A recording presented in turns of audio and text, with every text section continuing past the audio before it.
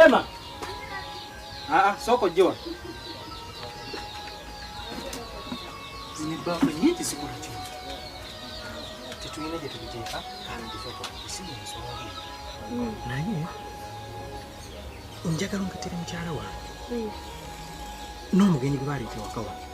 Njagala kumanya singa manvuddewo kiki kye bakola.